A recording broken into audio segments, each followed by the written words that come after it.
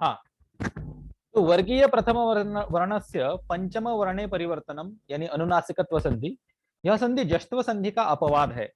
अब अपवाद है इसका मतलब यह है कि अनुनासिकत्व संधि जो है, ये संधि जश्त्व संधि के जो नियम है उस नियम को किंचित सीमित कर देती है। अब यहां पर मैं एक छोटे से उदाहरण से आप लोगों को बताता हूं।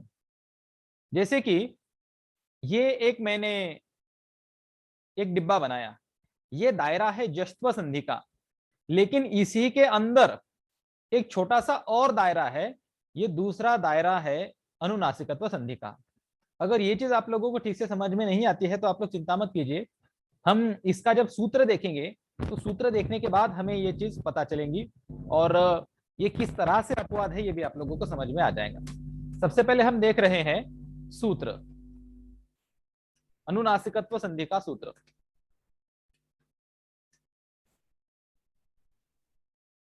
अब इस सूत्र का, इस संधि का यदि मैं सूत्र लिखूं तो सूत्र बिल्कुल आसान है, वो है वर्गीय प्रथम वर्ण। अब वर्गीय प्रथम वर्ण के बाद यदि कोई अनुनासिक आ जाए तो इस स्थिति में क्या होता है कि ये जो वर्गीय प्रथम वर्ण है ना, ये वाला, ये बदल जाता है। अब ये किस में बदल जाता है, तो ये हो जाता है अनुनासिक। अब ये जो अनुनासिक है, अनुनासिक ही वर्गीय पंचम व्यंजन कहलाता है। यानी वर्ग में वर्गीय व्यंजन हमने कल देखे थे, तो जो वर्गीय व्यंजन है उनमें से जो पांचवा व्यंजन है वो अनुनासिक होता है। मैं अनुनासिक की जगह पर यहां पर पंचम वर्ग ही लिख देता हूं, वर्गीय पंचम। तो देखिए ये सूत्र है। अब इस सूत्र को आसान करने के लिए हम क्या करेंगे, इसको पहले हम समझ लेंगे। सबसे पहली बात यह है कि इसमें ये वर्गीय प्रथम वर्ण जो लिखा है इसका मतलब क्या है, मैंने आप लोगों को एक पाठ में पढ़ाया था।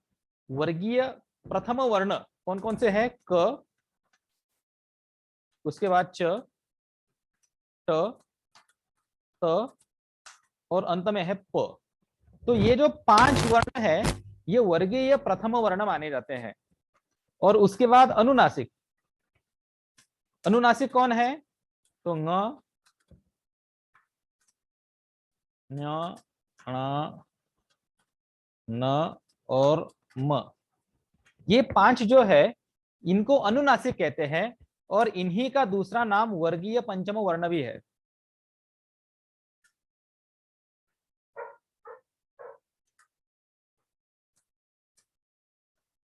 इन दोनों टर्म्स को आप लोग समझ लो। अब देखो दोनों के दोनों कॉमन है। वर्गीय प्रथम किसे कहते हैं, क च ट त प, और अनुनासिक ऑब्लिक वर्गीय पंचम वर्ण, ये दोनों भी नाम यहां पर कॉमन है ङ न न म के। तो गण न म ये वर्गीय पंचम भी है और इनको अनुनासिक भी कहते हैं।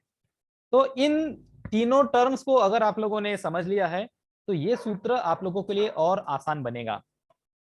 सरल सूत्र, अब यहां पर मैं सरल सूत्र लिख रहा हूं। सरल सूत्र कैसा बनेगा, वर्गीय पंचम वर्ण, देखो ये ऊपर ये जो सूत्र मैंने लिखा है शब्दों में, इन्हीं को अब हम सरल भाषा में,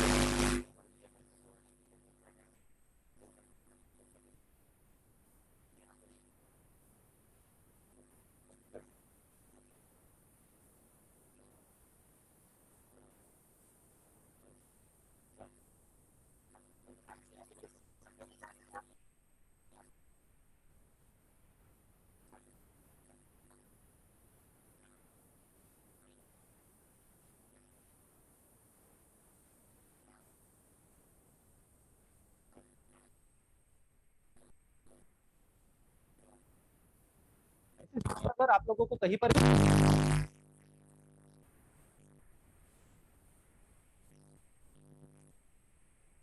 वर्गीय प्रथम वर्ण वर्ण,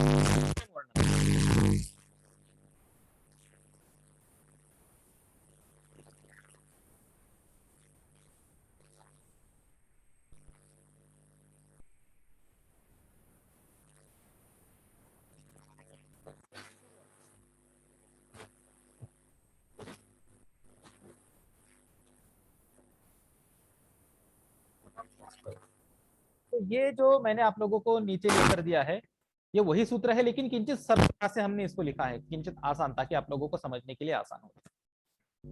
तो कुल मिलाकर इस सूत्र का यदि हम विचार करें तो है वर्गीय प्रथम वर्ण प्लस अनुनासिक इक्वल्स टू वर्गीय प्रथम वर्ण चेंजेस इनटू वर्गीय पंचम वर्ण। अब यहाँ पर एक चीज जो मैंने आप लोगों को नोटिस करा दी वो ये है कि वर्गीय पंचम वर्ण और अनुनासिक ये दोनों भी कॉमन है। अब देखिए, ये मैंने आप लोगों को बताया, सूत्र सूत्र समझा कर भी दिया। अब हम अनुनासिकत्व संधि का उदाहरण देखेंगे, जिससे आप लोगों को ये सूत्र कैसे अप्लाई करते हैं इस चीज के बारे में पता चलेगा।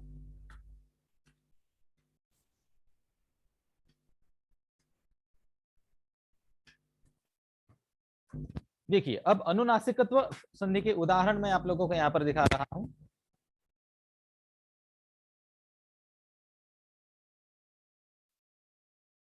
अब इसके उदाहरण देखिए, जैसे कि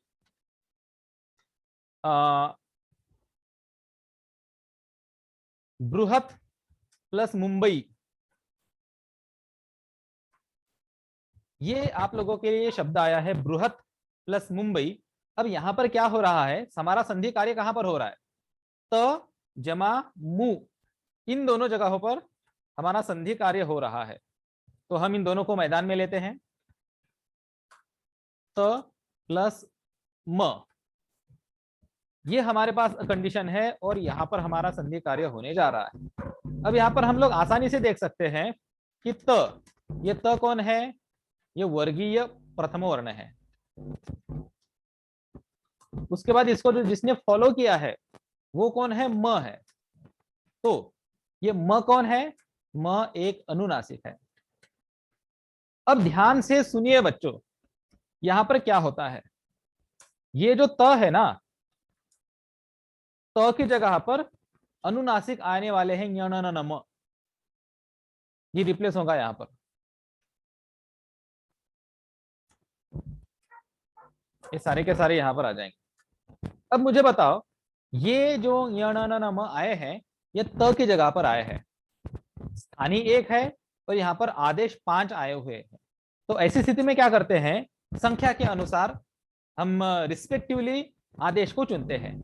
यहाँ पर त जो लिखा हुआ है, त किस नंबर पर है, आप लोग कचट तप में से ये जो है यहाँ पर लिखे हुए कचट तप, इनमें त का नंबर देखिए, ये यहाँ पर है त का नंबर है 4। तो आदेश जो आए हैं म, इनमें से चौथे नंबर का क्या है, तो ये न है। तो अब हम इसको यहां पर चुनेंगे। तो बाकी सारे जितने हैं ये एलिमिनेट हो जाएंगे, मैं इनको मिटा देता हूं, ये मिट गया और ये म भी मिट गया, और बाकी बचा है सिर्फ न प्लस म। तो न प्लस म हमें मिला और अंततः बृहन मुंबई ये शब्द हमारा बन गया है। आप लोगों को पता होगा बीएमसी मुंबई की जो बृहन मुंबई महानगर पालिका कहते हैं, बीएमसी। तो बृहत मुंबई, बृहत यानी बहुत बड़ी, और मुंबई मुंबई शहर का नाम है, तो बहुत बड़ी मुंबई, ऐसा बृहत प्लस मुंबई से बृहन मुंबई का अर्थ बनता है।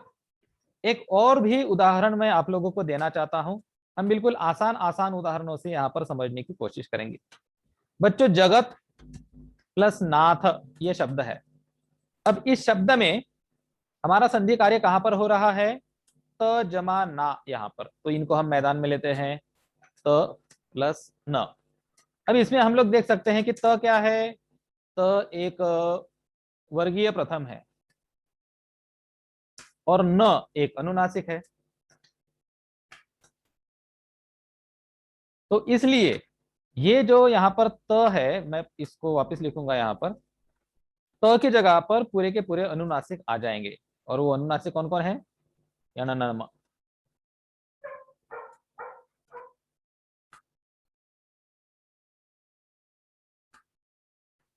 अब ध्यान दीजिए, त चौथा है, कचट तप में से त चौथा है, तो न म, इनमें से भी चौथा जो है वो न ही यहाँ पर रहेगा, बाकी सारे के सारे एलिमिनेट हो जाएंगे और यहाँ से भाग जाएंगे, चले जाएंगे, सिर्फ न बचा यहाँ पर। तो अतः न जमा न, ऐसी स्थिति हमें मिल गई, और अंततः जगतनाथ का जगन्नाथ बन गया, जगत प्लस नाथ, इसका जगन प्लस नाथ और अंततः जगन्नाथ, ऐसा शब्द हमें मिल गया। चलिए एक और उदाहरण मैं आप लोगों को दे रहा हूं। वाक जमा मय, मयम। अब इस उदाहरण में देख सकते हैं आप लोग क जमा म ऐसी स्थिति है। इनको हम मैदान में लेंगे, क जमा म। अब इसके अंदर क क्या है, कचट तप में से एक है, यानी ये वर्गीय प्रथमों में से एक है। और उसके बाद जो म है, म क्या है, म एक अनुनासिक है। अब ये दोनों जब एकत्रित आते हैं तो ये जो हमारा बेचारा क है, इस क की जगह पर वो नम ये आदेश हो जाएगा। तो प्लस म, वो क गायब हो गया और क की जगह पर ये आ गए, ये पांचों नम। अब इन पांचों में से एक सिलेक्ट करना है। कैसे सिलेक्ट करेंगे? अब देखिए ये जो क है, कचटतम में से ये है पांच, माफ कीजिए, ये पहले नंबर का है। तो इसीलिए ये जो आदेश यहाँ पर आए हुए हैं इनमें से पहले नंबर का कौन है, न है। तो यही हमारा आदेश होगा। ठीक है, तो अब देखिए इन बाकी जो चार है इनको हम यहाँ से हटा देते हैं और सिर्फ न बाकी बचता है हमारे पास, न जमा म ऐसी स्थिति मिली। तो ये यहाँ पर हमारा संधि कार्य पूरा हो गया है। अब देखिए वाक प्लस मयम ऐसी हमारे पास स्थिति थी, इसका हमने क जो है क की जगह पर वांग बना दिया, वांग जमा मयम, और अंत में वांगमयम ऐसा शब्द बन गया। बोलो समृद्धि, क्या कहना चाहती हो? सर क्या संगणक का भी ऐसा ही होता है? नहीं, संगणक में ऐसा संधि नहीं होता है। संगणक में क्या होता है मैं तुम्हें बताता हूं। संगणक में क्या होगा,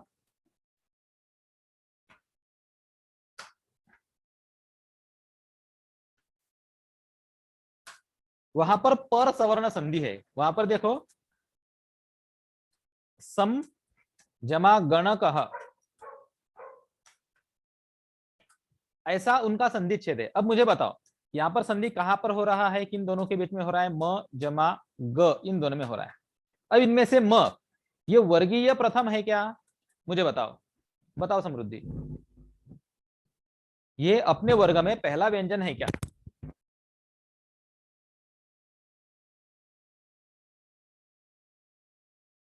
बोलो, तुम अनम्यूट करो। नहीं सर। नहीं है। दूसरी बात, इसको फॉलो करने वाला ग, क्या ये ग अनुनासिक है? नहीं। हाँ, तो हमारा जो पहले वाला है वो कोई वर्गीय प्रथम भी नहीं है और उसके पीछे आने वाला ग अनुनासिक भी नहीं है। तो यहाँ पर हमारा अनुनासिकत्व संधि नहीं हो सकता है, ये अनुनासिकत्व संधि नहीं है, बल्कि ये पर सवर्ण। ये क्या संधि है हम बाद में पढ़ेंगे। अब हम हमारे अनुनासिकत्व संधि पर वापस आएंगे। ठीक है समृद्धि, और कोई डाउट है तुम्हें? नहीं सर। ओके, तो इस तरह से वाक्मयम से वांगमयम ये शब्द बना। तो इस प्रकार से मैंने आप लोगों को समझाया कि अनुनासिकत्व संधि क्या काम करता है। अब देखो बच्चों, एक चीज ये इंपॉर्टेंट है इसके अंदर, अपवाद है जस्त्व संधि का। अब ये जस्त्व संधि का अपवाद कैसे है ये मैं आप लोगों को समझाता हूं, लेकिन इससे पहले मैं आप लोगों को कुछ शंका समस्या प्रश्न विचारने के लिए मौका दे रहा हूं। जिसको भी कोई प्रश्न होगा, जिसको भी कोई शंका अगर होंगी, तो वो कृपया अपना हैंड रेस करे, हाथ खड़ा करे, ताकि मैं उसको अनम्यूट कर सकूं।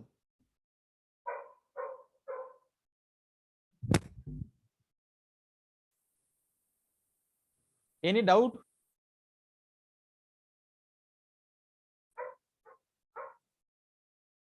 अगर किसी को कोई डाउट हो तो वो सवाल पूछ सकते हैं।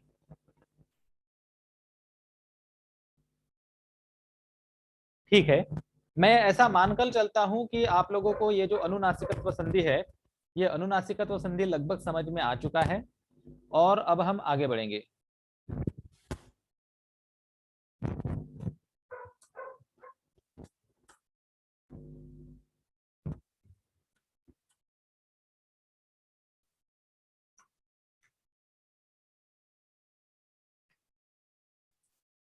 जस्त्व संधि का अपवाद।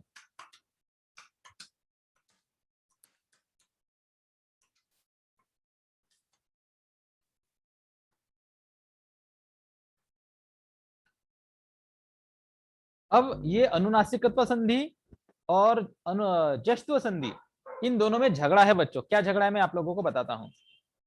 कल हमने जश्त्व संधि के बारे में देखा, वीएस वर्सेस अनुनासिकत्व। अब इन दोनों के बीच में झगड़ा कैसा होता है मैं आप लोगों को बताता हूं। देखिए, दो शिकारी हैं, जंगल में घूम रहे हैं, और दोनों ने एक हिरण को देख लिया। दोनों ने उस एक ही हिरण को तो देख लिया, लेकिन दोनों को पता नहीं है। अब देखो, छुपा शिकारी खुलेआम थोड़े ना घूमते हैं, दोनों शिकारी छुपे हुए रहते हैं, छुप छुप कर घूमते हैं। तो ये दोनों के दोनों भी शिकारी अपनी अपनी जगह पर छुपे हुए हैं, और दोनों ने एक ही हिरण को देख लिया और उस एक ही हिरण पर बाण चलाया। अब दोनों का बाण आकर उस एक हिरण को लगा और हिरण मर गया। अब उसके बाद दोनों में झगड़ा शुरू हो गया कि ये हिरण मेरा है, ये हिरण मेरा है, तो ये किसकी शिकार, किसको लेकर जाना चाहिए। इस पर उन दोनों में जो झगड़ा होता है, वही झगड़ा यहाँ पर जश्त्व संधि और अनुनासिकत्व संधि इन दोनों में होता है। देखिए, कुछ जगह ऐसी है जहां पर जश्त्व संधि कहती है कि नहीं ये मेरी शिकार है, यहाँ पर जश्त्व संधि होना चाहिए। लेकिन ठीक उसी जगह पर अनुनासिकत्व संधि भी कहता है कि नहीं ये मेरी शिकार है, इसको मैं लेकर जाऊंगा। अब कैसे होता है मैं आप लोगों को बताता हूं। हम अब तुलना करेंगे जश्त्व संधि का सूत्र और अनुनासिकत्व संधि का सूत्र इनका। अब देखिए बच्चों, पहले हम जश्त्व संधि का सूत्र देखते हैं। हम दोनों संधियों की तुलना करते हैं।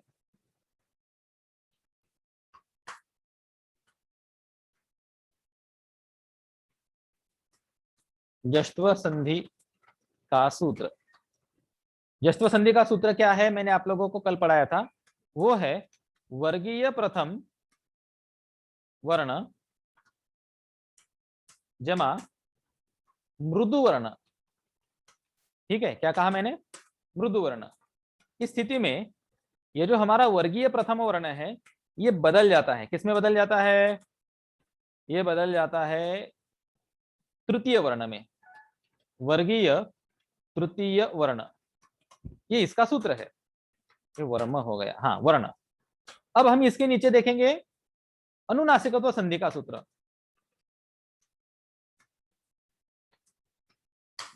अब इस संधि का सूत्र क्या है, मैं क्या करूंगा, ये जो यहाँ पर जश्त्व संधि का सूत्र है ना, इसी को मैं यहाँ पर नीचे कॉपी कर रहा हूं। ये नीचे मैंने कॉपी करके रख दिया।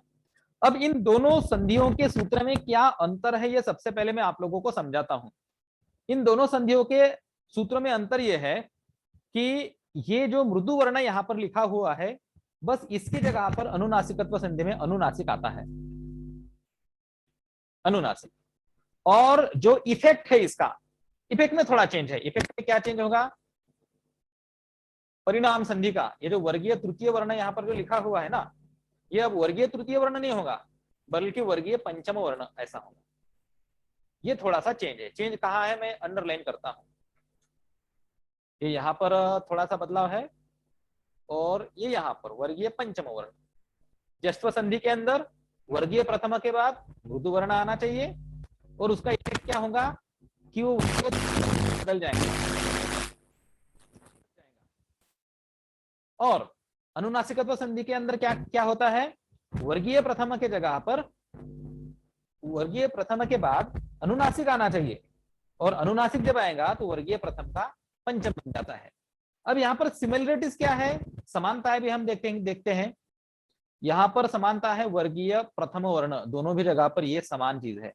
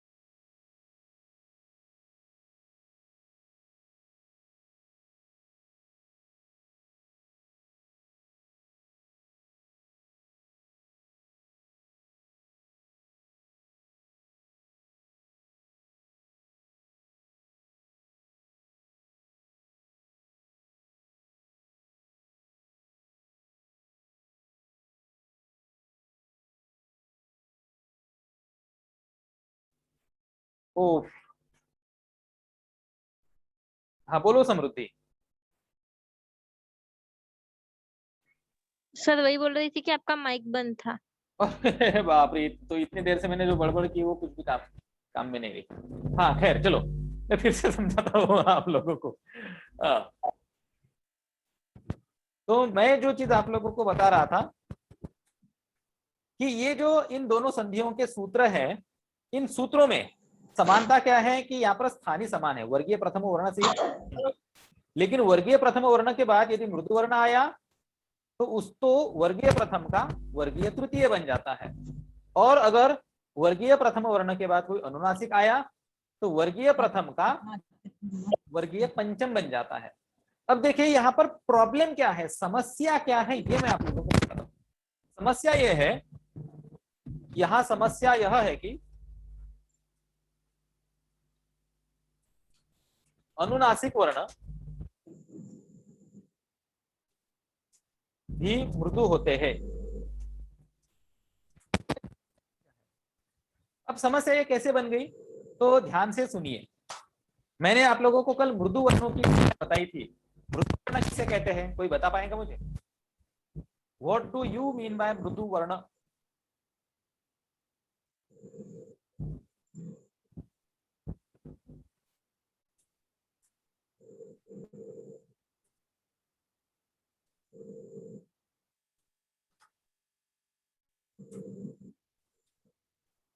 सब लोग भूल गए क्या?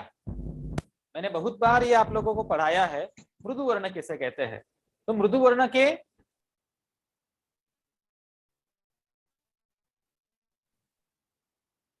ओह, ये नेटवर्क कनेक्शन बिना, मैं अब दूसरी बार यहाँ मीटिंग से डिस्कनेक्ट हो गया था, लेकिन कोई बात नहीं, मैं वापस आ चुका हूँ और मैं वापस अपना पढ़ाने का काम पूरी ईमानदारी के साथ कर रहा हूँ। हाँ तो चलो, तो हमारी प्रॉब्लम कहाँ है ये मैं आप लोगों को बता रहा था। हमारी प्रॉब्लम ये है कि आप लोगों को इस डेफिनेशन को समझना है कि मृदु वर्ण किसे कहते हैं। तो मृदु वर्ण होते हैं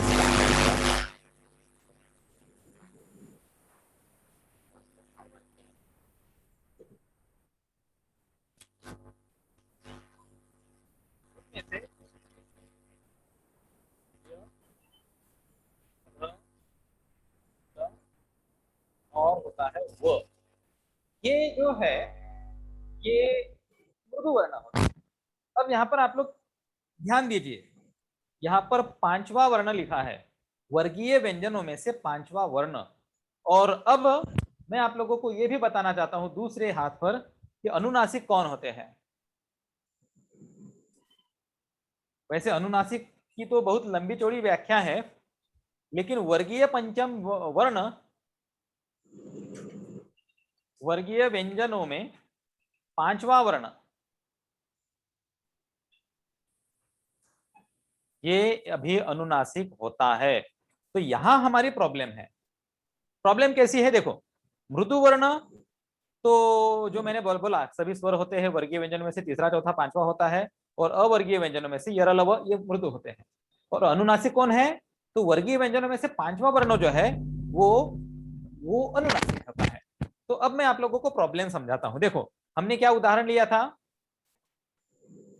हमने उदाहरण लिया था जगन्नाथ, जगत जमा नाथ। तो इस स्थिति में हमारा संधि कार्य कहां पर हो रहा था, त जमा न। तो इन दोनों को मैदान में लेते हैं त। अब त देखिए, त एक मृदु वर्ण, एक वर्गीय प्रथम है, लेकिन ये जो न है बच्चों, ये न मृदु भी है और साथ ही साथ ये एक अनुनासिक भी है। ये यहां पर प्रॉब्लम है। अगर आप लोग इस त को मृदु मान रहे हैं तो इस स्थिति में जश्व होंगे तो वहां पर अनुनासिकत्व संधि होता है। तो इस स्थिति में अगर हमने इसको मृदु माना तो जगन्नाथ ऐसा संधि कार्य होगा, जगन्नाथ। लेकिन अगर आप लोगों ने अनुनासिक माना तो जगन्नाथ ऐसा संधि कार्य होता है।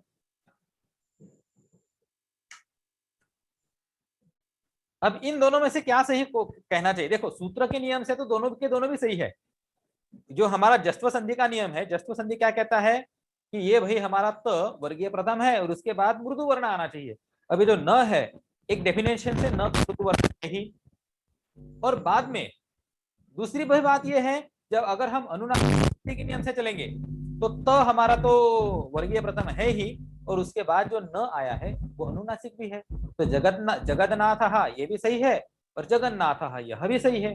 तो आप लोगों को क्या करना चाहिए, दरअसल इस प्रश्न पर व्याकरण शास्त्र में बहुत लंबी लंबी लंबी चौड़ी चर्चाएं हो चुकी है, लेकिन आप लोगों को क्या करना है, आप लोगों को अनुनासिकत्व संधि को ही प्रमाण मानना है और जगन्नाथ यही हमारा सही उत्तर आप लोगों को मानना है। ठीक है, ऐसी स्थिति में आपको अनुनासिकत्व संधि करना चाहिए।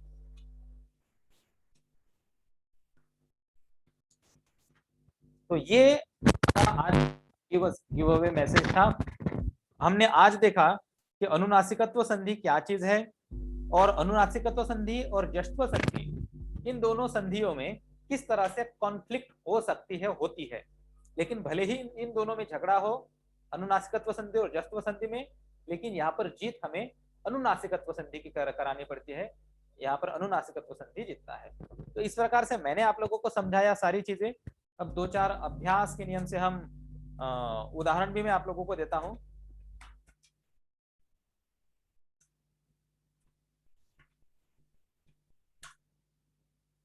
बच्चों, जगत जमा माता, ये है। यहां पर क्या होगा, जस्त्व संधि होगा या अनुनासिकत्व संधि होगा? किसको आता है उत्तर?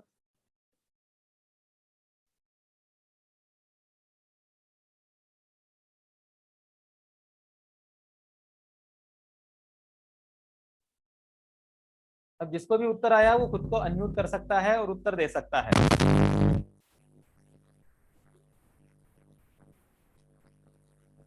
जगन्माता। अनुनासिकत्व संधि। अनुनासिकत्व होगा यहाँ पर, जगन माता।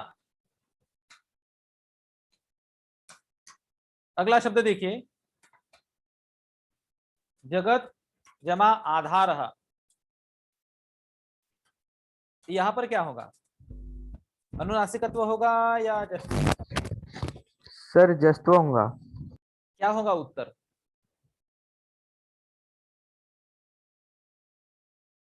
जगन्नाधार। जगदाधार। समृद्धि, तुमने जगन आधार जो बोला कि नहीं, वो अनुनासिकत्व था। लेकिन अनुनासिकत्व करने के लिए ये जो प्लेस है यहाँ पर आ, यहाँ पर अनुनासिक होना चाहिए। जगदाधार। हाँ, जगद आधार, ये सही है। जगद आधार, जगद आधार, ये सही है। जगद आधार, पूरी दुनिया का आधार। अगला शब्द देखिए, वाक प्लस मात्रम। यहां पर कौन सा संधि होगा, किस तरह से होगा? वांग मात्रम। करेक्ट। संधि का नाम अनुनासिकत्व। अनुनासिकत्व संधि। वाक जमा देवी, क्या होगा यहाँ पर? वाग्देवी। वाग्देवी। वाग बनेगा यहाँ पर, वाग, क की जगह पर ग रिप्लेस होगा। अब ये ग क्यों रिप्लेस हुआ, वांग देवी ऐसा क्यों नहीं हुआ? क्योंकि यहाँ पर जो फॉलो करने वाला है द, ये अनुनासिक नहीं है। वाग्देवी। अगला शब्द देखिए, अच नास्ति। अब बोलो क्या होगा?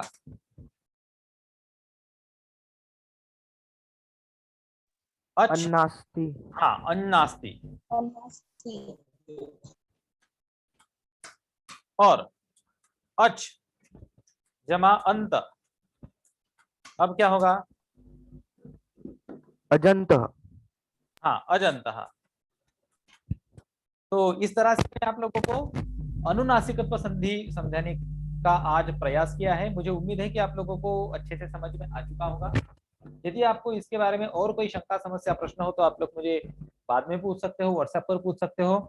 ये जो आज की मीटिंग है, इस मीटिंग का वीडियो भी मैंने इससे पहले भी जस्ट अनुनासिकत्व संधि का बनाया है कक्षाकौमुदी.in पर। अगर आप लोग कक्षाकौमुदी.in पर जाओगे तो वहां पर आप लोगों को संधि इस टैब में अनुनासिकत्व संधि भी देखने को मिलेगा और उसके अंदर आप लोगों को वीडियो भी मिलेगा। बहुत दिनों पहले मैंने अनुनासिकत्व संधि पर वीडियो बनाया था, वो भी आप लोगों को वहीं पर देखने को मिलेगा। ये खुल रहा है कक्षाकौमुदी.in, यहाँ पर संधि, संधि के अंदर ये व्यंजन संधि है, तो आप लोगों को व्यंजन संधि में जाना पड़ेगा। चलो खुल जा सिम। हाँ, तो ये रहा अनुनासिकत्व संधि का लेख। तो इस अनुनासिकत्व संधि का जो लेख है, ये जो आज मैंने जो टाइप किया, मैं इस लेख में भी डाल दूंगा, और साथ ही यहाँ पर एक वीडियो भी मैंने शायद एम्बेड किया है। हाँ, ये रहा वीडियो, तो इसे आप लोग यहाँ पर भी चलाकर देख सकते हैं। तो इस तरह से अनुनासिकत्व संधि के बारे में मैं जितना जानता था वो सब कुछ आप लोगों को बता दिया। इसके बाद भी अगर आपका और कोई शंका, समस्या, प्रश्न हो, डाउट हो, आप लोग मुझे पूछ सकते हैं। मुझे लगता है कि 9:10 हो चुके हैं और हमारा समय समाप्त हो चुका है। हम ये जो कक्षा है, सर एक रिक्वेस्ट, सर हेलो सर एक रिक्वेस्ट थी।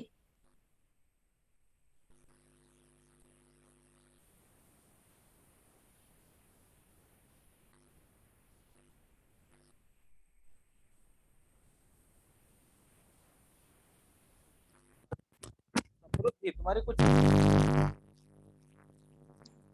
हाँ सर, वो अभी एक ही महीना बचा है एग्जाम्स के लिए, तो थोड़ी प्रैक्टिस के लिए कुछ। हाँ देखो, अब मेरे पीछे बहुत सारे काम हाँ हैं सर। और अब तो आप लोगों को पता भी चल चुका है कि मेरे घर में कितनी अब परेशानी है। अब परेशानी नहीं, हालांकि खुशी है, लेकिन काम तो करने ही पड़ेंगे ना। बहुत सारी चीजें अब मेरे पीछे पड़ी है, तो मैं सोचूंगा आप लोगों के लिए जरूर कुछ प्रैक्टिस के लिए भी हम प्लान आउट, मैंने तो बहुत पहले से कर लिया था, लेकिन उसको मैं इम्प्लीमेंट नहीं कर पाया क्योंकि आप लोगों के लिए माता जी आ रही है, तो उनकी सुविधा के लिए पूरा घर सजाना शुरू है। सर सर यानी आप सर, अल्टरनेट क्लास ले रहे, तो सर अब हमारा सिलेबस कंप्लीट, यानी जो रिवीजन है वो कंप्लीट तो हो जाएगा ना सर एग्जाम तक है ना? रिवीजन पूरा हो जाएगा। सर रिवीजन नहीं होना सर, जो हम लोगों ने सीखा उसमें से हमको कितना आता वो हमको खुद को जानना है, तो उसके लिए बोला। कुछ। देखो, मैंने बहुत कुछ प्लान आउट किया है, बस सर, करना थोड़ा मुश्किल जा रहा है मेरे लिए। हाँ। सर हम्म।